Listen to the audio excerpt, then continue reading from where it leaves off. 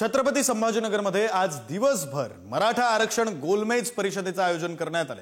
हैदराबाद गॅझेटच्या जीआरमुळे आरक्षणाचा प्रश्न सुटला का या विषयावर चर्चा होणार आहे। राज्यभरातील 100 पेक्षा अधिक मराठा आरक्षणाचे अभ्यासक यामध्ये सामील होणार आहेत। मराठा क्रांती मोर्चाच्या वतीने गोलमेज परिषदेचं आयोजन करण्यात आले।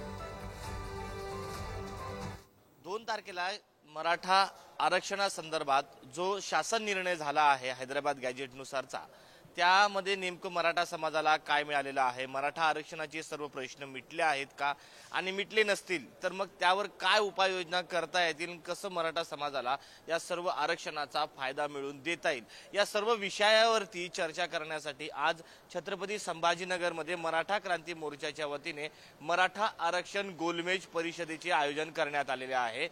या मराठा आरक्षण संदर्भातले जे अभ्यासक आहेत ते आहेत, त्यांच्याशी आपण सर्वांशी बोलूयात। नेमकं या काय संकल्पना आहे की 2 सप्टेंबरच्या शासन आदेशाने मराठा समाजाच्या आरक्षणाचा प्रश्न तरी मिटलाय का? का जो आमचा लढा होता सरसकट मराठा आरक्षणाचा, तो तरी लढा कुठे एक पाऊल तरी पुढे गेलाय का? तर दुर्दैवाने याचा अभ्यास केल्यानंतर आम्हाला असं दिसतं की 2 सप्टेंबरचा शासन आदेश ही धुळपेक नव्हे, ही मराठा समाजाची फसवणूक आहे। जो कोणी आमचा बांधव मराठवाड्यामध्ये कुणबी प्रमाणपत्र मिळत नव्हते, तत्कालीन मुख्यमंत्री एकनाथराव शिंदे साहेबांनी हे प्रश्न गांभीर्याने घेतला आणि त्यांनी न्यायमूर्ती संदीप शिंदे यांची कमिटी नेमली। त्या कमिटीने 2 वर्ष मराठवाड्यामध्ये प्रचंड काम केलं आणि प्रक्रिया सुलभ झाली होती। आम्हाला तेही वाटत होतं की त्याच्या पुढे जाईल काही, पण दुर्दैवानं ह्या शासन आदेशामुळे ते कुठेही पुढे गेलं नाही। ज्यांच्या नोंदी असतील त्यांना नोंद मिळेल, निश्चित ती मिळाली पाहिजे, तो त्यांचा हक्क आहे। पण ते सोडल्यानंतर इतर मराठा समाजाचं काय?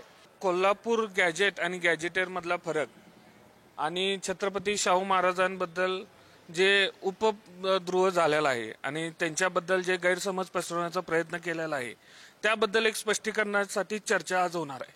प्लस कुणबी आणि कुणबीकरण यातला, प्लस आमचं कोल्हापूरमधली जी भूमिका आहे की सगळ्या जिल्हा आणि सगळ्या तालुक्यात आमचं नोंदणी सापडलेली नाही आहे, याबद्दल आज चर्चा होणार आहे। कॅमेरा पर्सन अमोल वाघुलेसह मी सचिन जिरे, पुढारी न्यूज, छत्रपती संभाजीनगर।